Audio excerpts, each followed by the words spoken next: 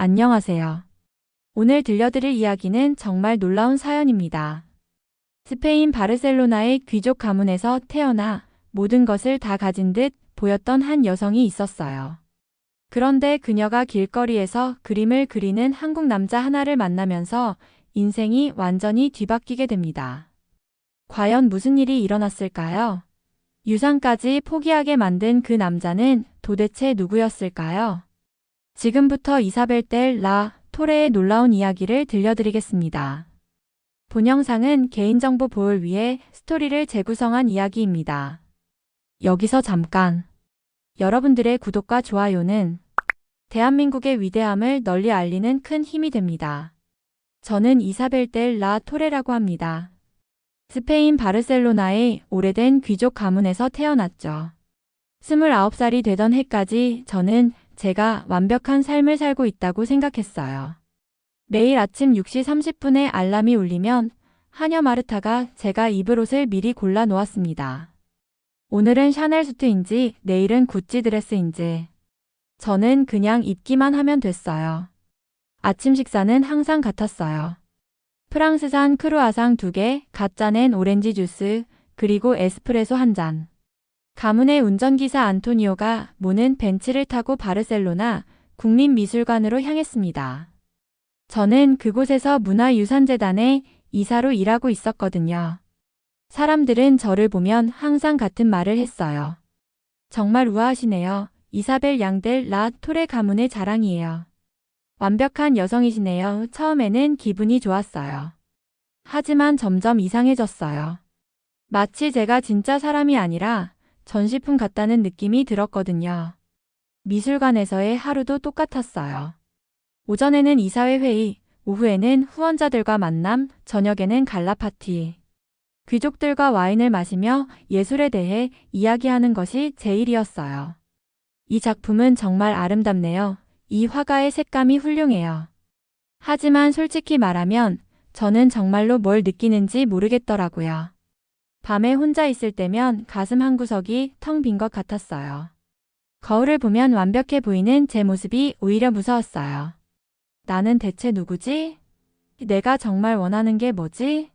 이런 생각들이 머릿속을 맴돌았지만 다음 날이 되면 또 똑같은 일상이 시작됐어요.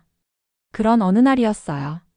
평소처럼 미술관에서 나와 시청 앞 광장을 지나가는데 정말 이상한 광경이 펼쳐졌습니다. 누군가가 벽에 스프레이로 그림을 그리고 있었어요. 검은 머리의 동양인 청년이었죠. 저는 깜짝 놀라서 가슴이 두근거렸어요. 저기 저 사람 불법 행위를 하고 있잖아. 제가 성큼성큼 다가가서 말했습니다. 여기서 뭐 하는 거예요? 이런 건 예술이 아니에요. 당장 그만두세요. 목소리가 떨리고 있었어요. 29년간 이런 무질서한 행동을 본 적이 없었거든요. 그런데 강준호라는 이름의 그 청년이 천천히 돌아보며 말하더라고요. 그림이든 인생이든 당신은 한 번이라도 직접 해본 적 있습니까? 그 순간 저는 마치 머리를 망치로 맞은 것 같았어요. 아무 말도 할 수 없었어요. 아무도 저한테 이런 식으로 말한 적이 없었거든요. 특히 제가 누군지도 모르는 사람이 말이죠. 그날 밤 저는 정말로 잠을 이룰 수가 없었어요. 침대에 누워서 천장을 바라보며 강준호의 그 말이 계속 머릿속에 맴돌았죠. 한 번이라도 직접 해본 적 있습니까? 가슴이 답답하고 숨이 막히는 것 같았어요. 정말 충격적이었어요. 제가 지금까지 살아온 29년 동안 누군가에게 이렇게 무시당한 적이 있었나 싶더라고요. 새벽 4시까지 뒤척이다가 겨우 잠이 들었어요. 평소보다 늦게 일어났는데 하녀 마르타가 걱정스러운 표정으로 물었어요. 아가씨 괜찮으세요? 얼굴이 창백해 보여요. 저는 대답하지 않고 그냥 옷을 입었어요. 거울 속 제 모습이 낯설어 보였어요. 아침에 친구들과 카페에서 만났어요. 평소처럼 비싼 커피를 마시며 수다를 떨었죠. 저는 참을 수 없어서 어제 일을 이야기했어요. 어제 길에서 정말 이상한 사람을 만났어. 동양인 남자인데 벽에 낙서를 하고 있더라고. 내가 말렸더니 되레 나한테 따지더라. 친구 마리아가 킬킬거리며 웃었어요. 아, 그런 미친 예술가들 많아. 관심 끌려고 하는 거야. 신경 쓰지 마. 친구 카르멘도 고개를 끄덕이며 말했어요. 맞아. 그런 사람들은 그냥 사회 부적응자들이야. 우리 같은 사람들이 상대할 필요 없어. 하지만 이상하게도 저는 그 말들이 귀에 들어오지 않았어요. 오히려 더 답답해졌어요. 강준호가 계속 마음에 남았어요. 그의 눈빛이 자꾸 떠올랐어요. 차갑지만 뭔가 진실한 느낌이었어요. 며칠 뒤 미술관에서 청년 아티스트 전시회 준비가 시작됐어요. 제가 기획을 담당하고 있었죠. 초청 작가 명단을 확인하는데 놀랍게도 거기에 강준호의 이름이 있었어요. 심장이 쿵 떨어지는 것 같았어요. 저 사람이 여기에 왜? 손이 떨렸어요. 전시 오프닝 날 저는 일부러 강준호 근처로 가지 않으려고 했어요. 하지만 자꾸 시선이 그쪽으로 향했어요. 결국 용기를 내서 다가갔어요. 안녕하세요. 지난번에 광장에서 만났던 사람이에요. 목소리가 작게 나왔어요. 강준호는 저를 보더니 약간 비웃는 듯한 표정으로 말했어요. 아, 예술이 뭔지도 모르는 분이시네요. 저는 미술관이 아니라 거리에서 삶을 그립니다. 또 무시당했어요. 얼굴이 빨갛게 달아올랐어요. 하지만 이번에는 화가 나지 않았어요. 오히려 더 궁금해졌죠. 이 사람은 도대체 무슨 생각을 하고 사는 걸까? 왜 이렇게 당당할 수 있을까? 며칠 후 저는 정말 용기를 내서 강준호의 작업실을 찾아가기로 결심했어요. 밤새 고민했어요. 내가 왜 이런 일을 하고 있지?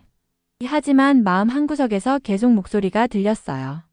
가봐. 정말 궁금하잖아. 주소를 알아내는 것도 쉽지 않았어요. 미술관 직원한테 물어보고 이것저것 알아봐서 겨우 찾았어요. 바르셀로나 구시가지의 낡은 건물 5층 옥탑방이었어요. 엘리베이터도 없어서 계단을 걸어 올라가야 했어요. 하이힐을 신고 올라가는데 숨이 차더라고요. 심장이 두근두근했어요. 내가 정말 미친 거 아닌가? 드디어 5층에 도착해서 문 앞에 섰어요. 한참을 망설이다가 두드렸어요. 똑똑똑. 발걸음 소리가 들리더니 문이 열렸어요. 강준호가 나왔어요.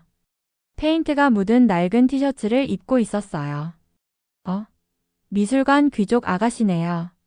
여기까지 뭐 하러 왔어요? 놀란 표정이었어요. 저는 떨리는 목소리로 말했어요. 당신의 그림이 궁금해서요. 정말로요. 강준호는 잠깐 저를 바라보더니 문을 활짝 열어줬어요. 들어오세요. 작업실에 들어가자마자 저는 완전히 다른 세상에 온 것 같았어요. 좁은 공간이었지만 벽 전체가 캔버스였어요.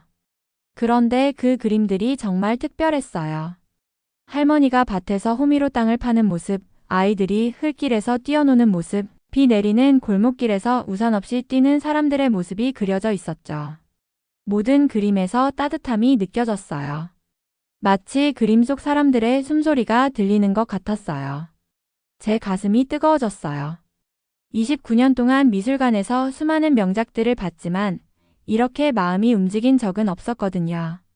이 그림들은 뭐예요? 제가 떨리는 목소리로 물었어요. 강준호가 그림을 바라보며 조용히 말했어요.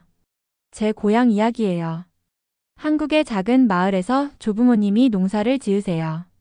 저는 어릴 때부터 그분들의 거친 손을 보고 자랐어요. 흙 냄새, 땀 냄새, 그리고 사랑을 느끼며 자랐죠. 뿌리를 알아야 색을 칠할 수 있거든요. 그 말을 듣는 순간 저는 가슴 한편이 아프게 아려왔어요. 눈물이 핑 돌았어요. 저한테는 그런 뿌리가 있었나 싶더라고요. 그냥 태어날 때부터 귀족이었고 그냥 그렇게 살아왔을 뿐이었어요. 진짜 제가 누군지 모르겠더라고요. 강준호의 그림을 보면서 저는 처음으로 눈물이 났어요. 뜨거운 눈물이 볼을 타고 흘러내렸어요.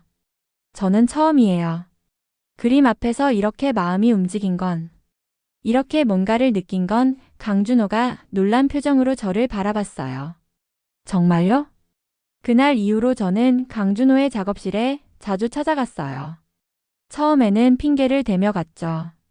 미술관 일로 상의할 게 있어서요. 전시 관련해서 조언을 구하고 싶어요.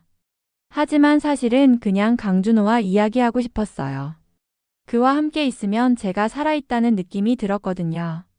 강준호도 처음에는 경계하는 듯 했지만 점점 마음을 열더라고요. 커피를 끓여주기도 하고 그림에 대한 이야기도 해주고요. 예술은 기술이 아니에요. 마음이에요. 진짜 그림은 가슴에서 나와요. 어느 날 저는 정말 큰 용기를 내서 말했어요. 저도 그림을 그려보고 싶어요. 강준호가 깜짝 놀란 표정으로 물었어요. 정말요? 귀족 아가씨가? 저는 진지하게 고개를 끄덕였어요. 네, 정말로요. 29년 살면서 제 손으로 뭔가 만들어 본 적이 없어요. 그래서 저는 몰래 미술용품점에 갔어요. 29년 살면서 그런 곳에 가본 적이 처음이었어요. 캔버스 물감 붓들을 보니까 가슴이 두근거렸어요. 점원이 물었어요. 처음 시작하시는 건가요? 저는 부끄럽게 고개를 끄덕였어요. 네, 정말 처음이에요. 강준호는 차근차근 알려줬어요. 붓 쥐는 법부터 시작해서 물감을 섞는 법까지요. 너무 세게 잡지 마세요. 붓이 아파해요. 색깔은 감정이에요. 슬플 때는 파란색, 기쁠 때는 노란색. 저는 처음으로 제 손으로 무언가를 만들어 봤어요. 서툴렀지만 정말 재미있었어요. 캔버스에 색이 번질 때마다 가슴이 뛰었어요. 무엇보다 제가 살아있다는 느낌이 들었어요. 이런 기분이었구나. 하루 종일 그림을 그리다 보면 시간 가는 줄 몰랐어요. 그러던 어느 날 저희 집안에서 아주 중요한 파티가 있었어요. 바르셀로나의 모든 귀족들이 모이는 연례 행사였죠. 저는 평소처럼 우아한 드레스를 입고 참석했어요. 수백만 원짜리 드레스였어요. 하지만 파티 중간에 강준호에게서 급한 연락이 왔어요. 오늘 광장에서 야외 전시가 있는데 갑자기 도와줄 사람이 없어졌어요. 도와줄 수 있어요? 저는 한참을 망설였어요. 파티를 빠지면 큰일 날 거라는 걸 알고 있었어요. 하지만 결국 결심했어요. 화장실에 간다고 핑계를 대고 파티장을 몰래 나왔어요. 택시를 타고 광장으로 달려갔어요. 비싼 드레스에 페인트가 묻었지만 전혀 상관없었어요. 처음으로 제가 정말 하고 싶은 일을 하고 있었거든요. 파티에서 나온 일이 결국 문제가 됐어요. 그날 밤 집에 들어가니 아버지가 서재에서 기다리고 계셨어요. 얼굴이 얼음처럼 차가웠어요. 이사벨, 오늘 무슨 일이 있었나? 저는 가슴이 쿵 떨어졌어요. 파티에서 잠깐 나갔었어요. 잠깐? 내가 드레스에 페인트를 묻히고 돌아다닌 걸 모든 사람이 봤다. 아버지의 목소리가 점점 커졌어요. 델라 토레 가문의 딸이 길거리 화가와 어울린다니. 창피해서 얼굴을 들 수가 없다. 다음 날 아침 일찍 재단 이사회에서 연락이 왔어요. 이사벨, 긴급 회의가 있으니까 당장 나와. 목소리가 차갑더라고요. 저는 무슨 일인지 뻔히 알고 있었어요. 어젯밤 일 때문이겠죠. 이사회 회의실에 들어가니 모든 사람들이 심각한 표정으로 앉아 있었어요. 공기가 무겁고 차갑더라고요. 이사장이 냉정한 목소리로 말했어요. 이사벨, 자네 요즘 행동이 도를 넘었네. 귀족 파티를 중간에 나가서 길거리 화가와 어울린다는 게 말이 되나? 우리 재단의 명예가 실추됐어. 저는 변명하지 않았어요. 오히려 당당하게 말했어요. 죄송하지만 저는 잘못했다고 생각하지 않아요. 제가 처음으로 의미 있는 일을 한 거예요. 그러자 이사장이 화를 벌컥 내더라고요. 의미 있는 일? 델라 토레 가문의 명예를 생각해. 자네는 오늘부로 해촉이야. 회의실이 뒤죽은 듯 조용해졌어요. 저는 그 순간 오히려 홀가분했어요. 가슴에서 뭔가 무거운 것이 사라지는 느낌이었어요. 감사합니다. 저도 그만두고 싶었어요. 저는 명함을 테이블 위에 놓고 일어났어요. 뒤돌아보지 않고 회의실을 나왔어요. 복도를 걸으면서 눈물이 났어요. 하지만 슬픈 눈물이 아니었어요. 후련한 눈물이었어요. 집에 돌아가니 아버지가 응접실에서 기다리고 있었어요. 얼굴이 새하얗게 질려 있었어요. 이사벨, 너는 정말 미친 거냐? 델라 토레 가문 500년 역사에 이런 수치는 처음이다. 목소리가 떨리고 있었어요. 오늘부터 유산 상속은 모두 취소한다. 이 집에서도 나가라. 어머니도 눈물을 흘리며 말씀하셨어요. 딸아, 제발 정신 차려. 그 남자 때문에 내 인생을 망치지 마 하지만 저는 전혀 무섭지 않았어요. 오히려 평온했어요. 아버지, 어머니, 저는 처음으로 제가 누군지 알게 됐어요. 그림이 저를 바꿨어요. 진짜 저를 찾았어요. 그날 밤 저는 짐을 싸서 집을 나왔어요. 29년 만에 처음으로 제 발로 선택한 일이었어요. 가방 하나에 옷 몇 벌과 그림 도구들을 넣었어요. 돈은 많지 않았지만 두렵지 않았어요. 오히려 자유로웠어요. 강준호에게 연락했어요. 집에서 나왔어요. 혼자 살아보려고요. 강준호가 놀라더라고요. 정말요? 괜찮아요? 저는 웃으며 대답했어요. 네, 정말 괜찮아요. 처음으로 제가 원하는 일을 하고 있어요. 작은 원룸을 얻어서 살기 시작했어요. 29년 동안 살던 저택과는 비교도 안 되는 작은 공간이었지만 행복했어요. 제가 직접 청소하고, 제가 직접 요리하고, 제가 직접 빨래하는 게 신기했어요. 이런 게 진짜 살아가는 거구나. 강준호와 함께 작은 전시 공간을 빌려서 청년 예술가들의 기획전을 열었어요. 저는 큐레이터 역할을 했죠. 귀족 시절 배운 예술 지식이 도움이 됐어요. 하지만 이번에는 달랐어요. 진짜 마음으로 예술을 보게 됐거든요. 그런데 정말 놀라운 일이 일어났어요. 강준호의 벽화가 바르셀로나 시민예술상을 받게 된 거예요. 시민들이 직접 투표해서 뽑는 상이었어요. 소식을 들었을 때 저는 너무 기뻐서 울었어요. 정말 축하해요. 당신은 진짜 예술가예요. 저는 뒤에서 열심히 도왔어요. 홍보 자료도 만들고 전시 준비도 하고요. 29년 동안 남이 해주는 일만 받아왔는데 이제는 제가 누군가를 도울 수 있다는 게 신기했어요. 그리고 저도 정말 큰 용기를 내서 제 그림을 전시에 내놨어요. 지난 몇 달 동안 그린 자화상이었어요. 제목은 벗어난 공주였죠. 그림 속의 저는 더 이상 완벽한 귀족이 아니었어요. 페인트가 묻은 낡은 옷을 입고 머리카락이 흐트러져 있지만 진짜로 웃고 있는 평범한 여자였어요. 전시 오프닝 날 정말 많은 사람들이 왔어요. 그런데 놀랍게도 제 그림 앞에 사람들이 가장 많이 모였어요. 이 그림이 정말 델라 토레 가문의 딸이 그린 거야. 와, 정말 달라 보이네. 진짜 사람 같아. 사람들이 수군댔어요. 어떤 기자는 델라 토레에 벗어난 공주라는 제목으로 기사를 써주기도 했어요. 전시가 한창 잘 되고 있을 때 어느 날 오후에 갑자기 누군가가 전시장에 들어왔어요. 입구 쪽에서 웅성거리는 소리가 들리더라고요. 돌아보니 아버지와 어머니였어요. 몇 달 만에 보는 부모님이었죠. 심장이 쿵 떨어지는 것 같았어요. 처음에는 냉소적인 표정이었어요. 아버지가 팔짱을 끼고 말씀하셨어요. 딸이 이런 곳에서 뭘 하고 있는지 보러 왔다. 어머니도 불편한 표정으로 주변을 둘러보셨어요. 이런 게 전시장이라고 하는 거니? 저는 떨리는 마음을 진정시키고 말했어요. 어머니, 아버지 와주셔서 감사해요. 제 그림을 보여드리고 싶었어요. 부모님을 제 그림 앞으로 안내했어요. 가슴이 쿵쾅쿵쾅 뛰었어요. 하지만 부모님이 제 그림 앞에 서자 표정이 완전히 변하더라고요. 말을 잃으셨어요. 그림 속에는 어릴 적 가족과 함께했던 행복한 기억들이 담겨 있었거든요. 7살 때 할머니와 함께 정원에서 꽃을 따던 모습, 10살 때 어머니와 함께 쿠키를 만들며 밀가루를 뒤집어 쓰고 웃던 모습, 아버지 무릎에 앉아서 동화책을 읽던 따뜻했던 순간들이요. 아버지가 그림을 한참 바라보시더니 손으로 눈을 비비셨어요. 어머니는 이미 눈물을 흘리고 계셨어요. 이사베라 어머니가 떨리는 목소리로 말씀하셨어요. 이 그림이 너를 닮았구나. 진짜 너를 닮았어. 목소리가 점점 작아졌어요. 아버지가 한참을 침묵하시다가 처음으로 이렇게 말씀하셨어요. 내가 어떤 사람인지 오늘 알았다. 아버지가 미안하다. 29년 살면서 아버지한테서 사과를 들어본 적이 없었거든요. 저도 눈물이 왈칵 쏟아졌어요.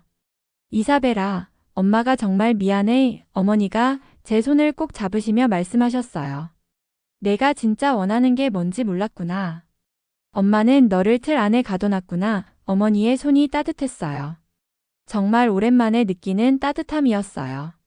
그날 저희 가족은 처음으로 진짜 대화를 나눴어요. 강준호도 소개해드렸어요. 이 사람이 저에게 진짜 예술이 뭔지 알려준 사람이에요. 아버지가 강준호와 악수를 하시며 말씀하셨어요. 고맙습니다. 우리 딸을 진짜로 만들어줘서.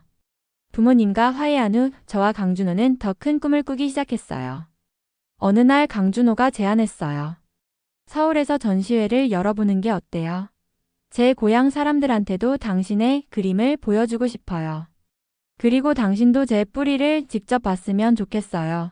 저는 가슴이 뛰며 대답했어요. 정말 좋은 생각이에요. 저도 당신이 늘 이야기해준 그곳이 궁금했어요. 그래서 저희는 더 큰 계획을 세웠어요. 예술을 통해 사람들의 마음을 치유하는 재단을 설립하기로 한 거예요. 재단 이름을 정하는데 며칠이 걸렸어요. 여러 이름을 고민하다가 라 토레 마음 재단으로 정했어요. 제 성인 라 토레와 한국어 마음을 합친 이름이었죠. 완벽해요. 강준호가 웃으며 말했어요. 스페인과 한국이 만나는 거네요. 드디어 서울행 비행기를 탔어요. 12시간의 긴 비행이었지만 전혀 지루하지 않았어요. 창밖을 보며 새로운 시작에 대한 설렘으로 가슴이 가득했어요. 정말 갈 수 없을 거라고 생각했는데 강준호가 제 손을 잡으며 말했어요. 당신 덕분에 고향에 당당하게 돌아갈 수 있게 됐어요. 인천공항에 도착했을 때의 그 느낌을 잊을 수 없어요. 한국어가 여기저기서 들려왔어요. 강준호의 얼굴이 환해졌어요. 집에 온 것 같아요. 저도 처음 와본 곳인데 왠지 친숙했어요. 강준호가 늘 이야기해준 곳이었거든요.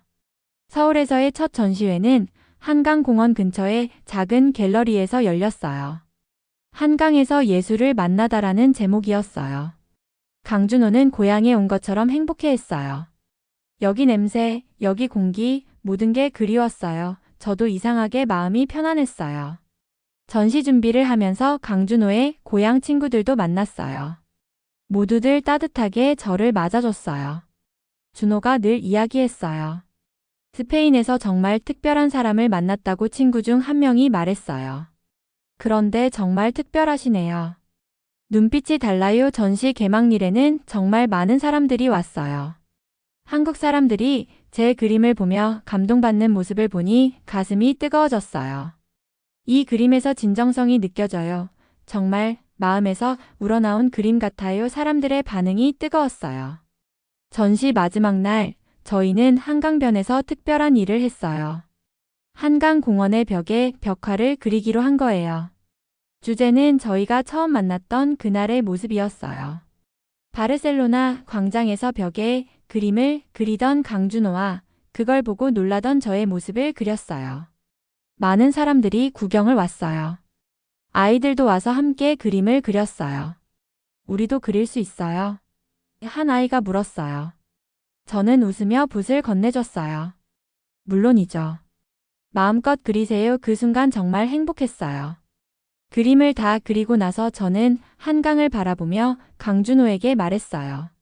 이제는 내가 나를 그릴 수 있어요. 진짜 저를 그릴 수 있어요. 29년 동안 남이 정해준 틀 안에서 살았던 저였지만 이제는 제가 원하는 대로 제 인생을 그려나갈 수 있게 됐어요. 강준호가 제 어깨에 손을 올리며 말했어요. 당신이 변한 게 아니에요. 원래 있던 진짜 당신을 찾은 거예요. 정말 그랬어요. 강준호 덕분에 저는 저를 찾았어요. 진정한 예술이 뭔지, 진정한 삶이 뭔지 알게 됐어요. 해가 지는 한강을 바라보며 저는 생각했어요. 29년 동안 황금 감옥에서 살았지만 이제는 자유로워졌어요. 진짜 제가 되었어요. 그리고 앞으로도 계속 저를 그려나갈 거예요. 진심으로 정직하게 아름답게 말이에요. 오늘의 사연은 여기까지입니다. 지금까지 월드스토리TV 저는 유나였습니다. 여러분의 생각을 댓글에 작성해주세요. 또한 대한민국의 위대함을 널리 알리기 위해 구독, 좋아요로 함께 해주세요. 오늘도 좋은 하루 되세요. 감사합니다.